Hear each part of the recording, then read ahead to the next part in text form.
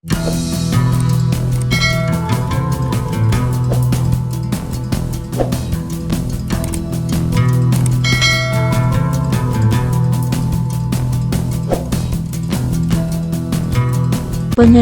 bagian-bagian komputer. Untuk seorang tunanetra, memahami perangkat yang menyusun sebuah unit komputer memerlukan orientasi khusus. Terlebih lagi, perbedaan latar belakang seorang tunanetra yang terdiri dari tunanetra total atau low vision, serta yang mengalami ketunanetraan sejak lahir atau sudah usia anak dewasa, tentu memerlukan perlakuan yang berbeda. Pada seorang tunanetra yang masih berstatus low vision, penglihatan batas atau tidak dari lahir, mungkin orientasi ini tidak jadi terlalu masalah karena masih dapat melihat wujud perangkat komputer atau pernah melihat komputer sebelumnya. Jadi sudah ada gambaran mengenai bagaimana perwujudan monitor, CPU, keyboard, mouse, speaker, DAW. Sedang untuk yang total atau belum pernah melihat perwujudan komputer, orientasi khusus perlu dilakukan agar mengetahui bentuk tiap bagian dan letak posisinya. Jadi, untuk kelompok tunanetra kedua ini, instruktur komputer perlu menuntun tangan dari si tunanetra meraba dan menelusuri permukaan tiap bagian komputer dalam kondisi tidak tersambung dengan listrik. Bagian utama pada komputer, Central Processing Unit (CPU). CPU dapat diibaratkan seperti tubuh pada komputer. Di dalamnya segala proses terjadi seperti pengolahan data, penyimpanan, pengubahan, DAW. Di dalamnya ada yang dinamakan prosesor, semacam otak yang mengatur kinerja dari komputer. Dari CPU pula, terhubung bagian-bagian pada komputer seperti monitor, mouse, keyboard, printer. DAW yang akan dijelaskan kemudian. CPU pada umumnya ada dua model, yaitu tipe desktop yang horizontal, dan biasanya monitor diletakkan di atasnya. Ada juga tipe tower, yang vertikal dan terpisah dari monitor. Namun pada umumnya, CPU keluaran baru bertipe tower, dan dapat diletakkan di atas meja atau lantai. Di bagian depan CPU, biasanya ada beberapa bagian penting. Di antaranya yaitu tombol power, berfungsi untuk menghidupkan komputer. Biasanya berupa tombol berbentuk lingkaran, segitiga, atau variasi lainnya dan agak besar. Mungkin sebesar ujung ibu jari tergantung model. Tombol reset, berfungsi untuk mengulangi proses komputer dari awal yang biasanya dibutuhkan saat komputer hang atau tidak dapat dimasukkan perintah apapun. Tombol ini biasanya terletak dekat tombol power dan ukurannya lebih kecil. Floppy disk drive, biasa juga disebut drive disket, yakni berupa celah yang berfungsi untuk memasukkan media penyimpanan yang bernama disket dengan kapasitas 3,5 megabit. Pada umumnya, saat disket dimasukkan ke celah tersebut, maka akan ada tombol kecil yang menonjol, dan apabila ditekan maka akan mengeluarkan disket. Akan tetapi, floppy disk drive pada CPU yang model baru sudah jarang ditemukan. Sebab sudah banyak muncul media penyimpanan lainnya yang lebih besar. CD, DVD-ROM, berupa alat untuk memasukkan CD atau DVD ke dalam komputer. Biasanya di bawah slot untuk menempatkan CD atau DVD, ada dua tombol yang dapat ditekan. Satu tombol itu untuk file CD audio. sedang tombol lainnya akan berfungsi untuk memasukkan atau mengeluarkan eject CD, DVD, USB ROM. Ini semacam lubang untuk memasukkan media penyimpanan flash disk atau perangkat tambahan komputer yang menggunakan USB. Apabila model CPU menyediakan USB ROM di bagian depan, biasanya ada di bagian tengah atau bawah. Sedang di bagian belakang CPU pun biasanya ada 4 USB ROM yang disediakan. Port-port lainnya. Di bagian belakang CPU banyak port atau lubang yang memiliki fungsinya masing-masing. Ada yang berfungsi untuk menghubungkan kabel LAN internet, kabel power, mouse, keyboard, atau ke audio speaker. Namun untuk menelusuri bagian belakang ini, ada baiknya jika komputer dalam keadaan mati dan kabel listrik tercabut. Monitor. Bagian pada komputer yang berfungsi untuk menampilkan tampilan visual dari pekerjaan yang sedang dilakukan dengan komputer. Bentuknya seperti pesawat televisi dan ada yang berupa layar tabung dengan bagian belakang yang memanjang, atau layar datar LED atau LCD yang banyak beredar di pasaran saat ini. Jika ditelusuri, biasanya ada tombol untuk on-off layar yang terletak di bagian tepi bawah, atau posisi lainnya sesuai dengan model. Kedudukan monitor ini biasanya persisi di hadapan dari pengguna komputer. Untuk seorang tunanetra, mungkin layar monitor tidak terlalu terpakai, jadi dapat dimatikan selama bekerja untuk menghemat listrik. Keyboard. Jika diartikan secara harfiah, keyboard dapat diterjemahkan menjadi papan kunci.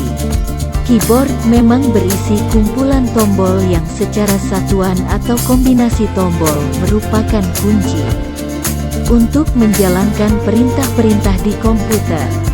Untuk seorang tunanetra, wajib untuk menguasai dan menghafalkan berbagai tombol yang ada di keyboard, sebab seluruh perintah akan dimasukkan melalui keyboard tanpa mouse. Adapun banyaknya tombol atau kunci yang ada di keyboard dapat dikategorikan sebagai berikut. Tombol ketik, terdiri dari huruf, angka, dan tanda baca.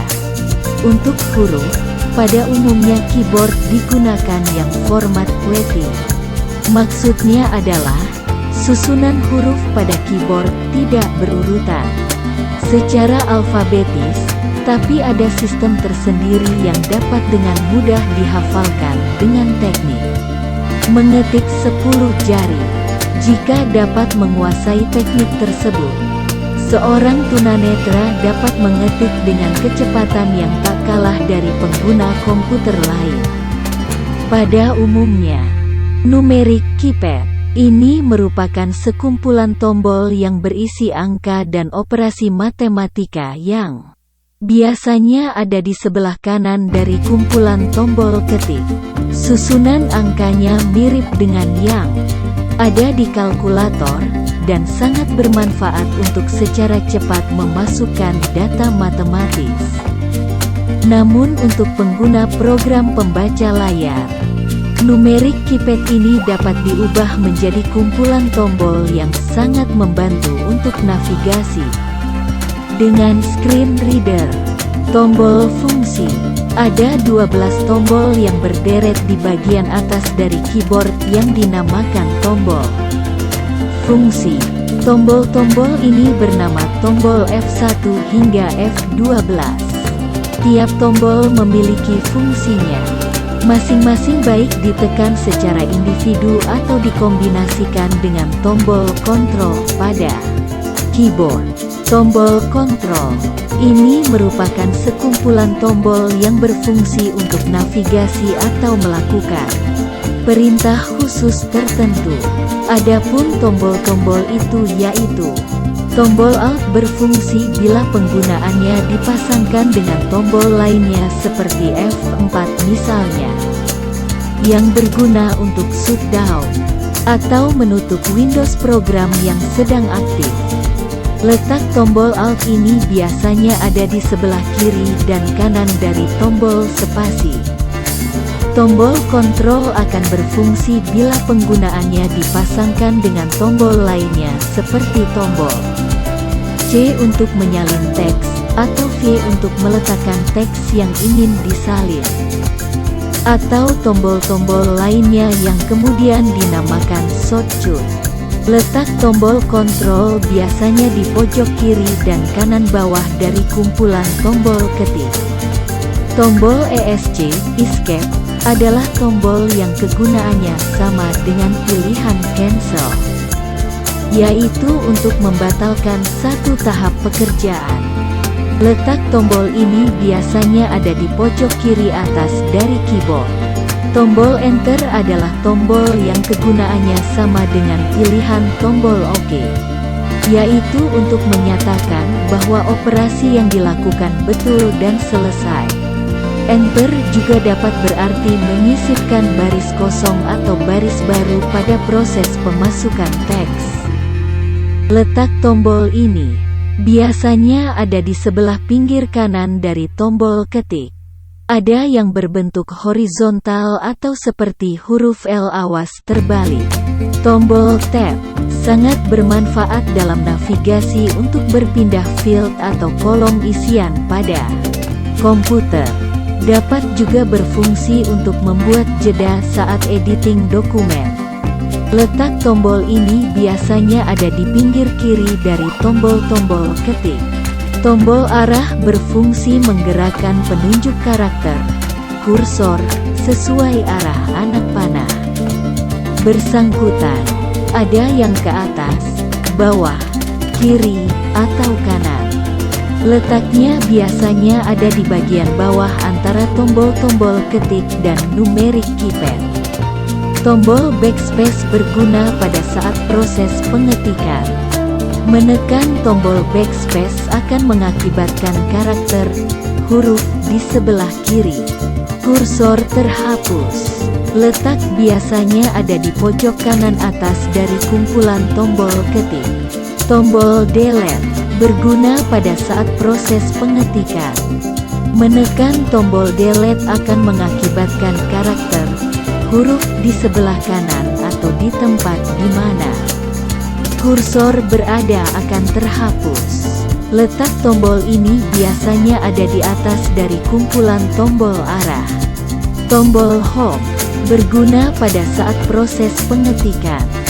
Menekan tombol Home akan mengakibatkan kursor berpindah ke awal baris di mana kursor berada. Letak ada di dekat tombol Delete, yaitu di atas dari kumpulan tombol arah. Tombol N berguna pada saat proses pengetikan. Menekan tombol N akan mengakibatkan kursor berpindah ke akhir baris di mana kursor berada. Pasangan dari tombol Home, jadi letak biasanya bersebelahan. Tombol Page Up berguna pada saat proses pengetikan. Menekan tombol Page Up akan mengakibatkan kursor berpindah ke atas sejauh satu layar dari kursor berada. Tombol Page Down berguna pada saat proses pengetikan. Menekan tombol Page Down akan mengakibatkan kursor berpindah ke bawah sejauh satu layar dari kursor berada. Letak biasanya ada di atas dari kumpulan tombol arah dan berdampingan dengan tombol Page Up. Model keyboard dewasa ini juga beragam. Apabila dulu keyboard pada umumnya dihubungkan dengan kabel ke bagian belakang dari CPU, saat ini ada yang menggunakan kabel lalu dapat dihubungkan ke port USB yang ada di depan CPU, atau keyboard wireless yang tanpa kabel. Namun apapun modelnya, fungsi keyboard tetap sama. dan menjadi sangat penting untuk tunanetra karena mutlak semua perintah dimasukkan lewat keyboard. Mouse. Mouse yang dalam bahasa Inggris berarti tikus, memang sebuah alat penunjang di komputer yang bentuknya mirip dengan seekor tikus. Letak biasanya di atas meja bagian pinggir sesuai dengan kebiasaan tangan pengguna. Apakah kiri atau kanan? Mouse dapat digerakkan ke berbagai arah yang akan sesuai dengan pergerakan kursor atau tanda penunjuk di layar monitor. Ada dua tombol utama yaitu klik kiri atau klik kanan. Klik kiri untuk eksekusi icon atau perintah, sedang klik kanan untuk membuka menu. Mouse ini mutlak tidak diperlukan oleh seorang tunanetra, sebab semua perintah dapat digantikan oleh keyboard. Sedangkan untuk orang awas, mouse sangat berguna untuk mempercepat pekerjaan dengan mengarahkan kursor pada icon atau simbol-simbol yang mewakili perintah tertentu, lalu langsung klik. Loudspeaker. Agar suara yang dihasilkan oleh program pembaca layar dapat didengar, dibutuhkan loudspeaker. Mungkin perangkat ini sudah tidak asing lagi untuk para tunanetra. Jenisnya ada yang stereo dan mono, dan biasanya berjumlah 2 buah dan diletakkan di sebelah monitor. Loudspeaker ini disambungkan ke CPU dan juga sumber listrik tambahan. Tapi perkembangan saat ini model loudspeaker untuk komputer makin beragam, bahkan ada yang wireless atau cukup dihubungkan ke port USB.